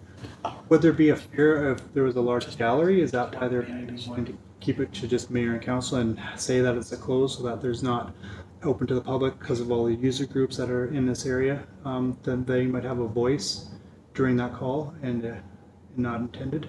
It's possible. Yeah, it's very possible. I don't know their reasoning for their actions, to be honest with you. Besides the fact that they've expressed that the package is not clear enough or ready enough. And the agreement or the partnership agreement is not finalized. It's still in negotiation as well. So it almost seems to me like they jumped the gun on this a little bit to get this information out, and now they're kind of stepping back and realizing, wait a minute, are we actually ready to get this information? So, Councillor Howell. So, not to belabor the point, they've sent us an email. They did not say this is a secure email, this is a special meeting for you to attend and nobody else. What if that email's already been forwarded to other groups? I've forwarded that email to council today to inform that it's going to be a conference call instead of in-person meeting. So you're asking what if the province has sent that? You've sent it to me, or it says it's from Jennifer, it doesn't say it's from you. What if I've taken this now and given this to other interest groups? Because you didn't tell me it was a closed meeting. To be honest, I didn't know it was closed. So, that's what I'm saying. Like, Yeah. it's not closed, it's not closed. Yeah, Anybody can call that telephone number. How many people did you send it to? I'm not saying that I have sent it, I'm just saying, what if we had? Right? It's a possibility for sure, but I would hope that our confidentiality is stronger for sure. Councillor Kirby. Thank you, Mayor. Have other communities are facing the same thing where they're not having it's not an open meeting anymore? So we're not the only community that's been. The frustration is rampant right now. But I can tell you,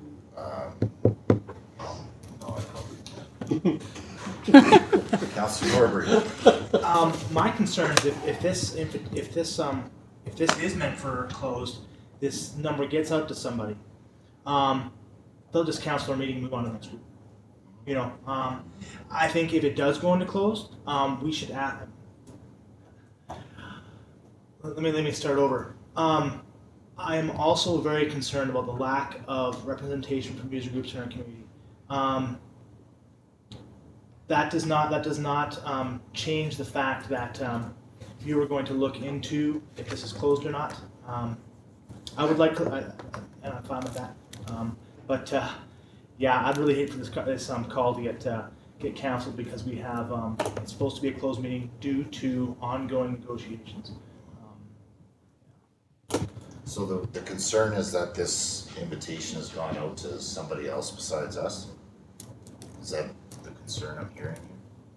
So can I ask council, have you forwarded that email that I sent to anybody else? So I don't know.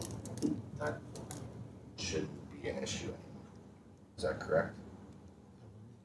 Mr. Wall? We can always request a different conference. Well, like I say, this was very live today and very much on my mind, so I need to clarify first thing in the morning with the ADMs in the morning if they are requesting a closed meeting, and I will definitely get back to all of you first thing in the morning. You know where I'm going? Okay. Probably. Sorry to labor this again, but if we're gonna talk to them and they say they want it closed, can we get more prominent information on why they want to go closed? Yes. Like if this is an impact to our community or to our user groups, I'd like to know why. And do we plan on having legal counsel available? Yeah, so I did mention to Mr. Wall about legal counsel, and I'm not sure where we are on that. Can we include one of our lawyers on the conference call? Is that possible? We can. I meant to follow up with you on this. The concern is what can be shared into open afterwards and what can be shared into closed. I'm more than comfortable to answer that question for council in the meeting. Unfortunately, one of the, as Mayor Bertrand said, this is under section 90-2-B. Council's going to be only familiar with using section 90-1, which which says council may go into closed for these reasons. Section 90-2 is council must go into closed for these reasons, and that was put in there in this specific section 90-2-B was put in there to give the province the ability to come and talk to municipal councils in closed when they want to. So at the end of the meeting, what can go into open is what the province says can go into open, and that's it. By the charter. Good, thank you.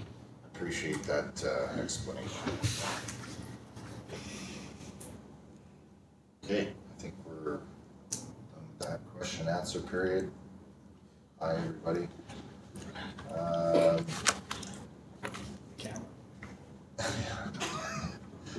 I think we're not going into close this evening, so I think we can move on to 14.1 recommendation, please. Council Noble, We move into adjournment. seconder, Council Papelka, all in favor?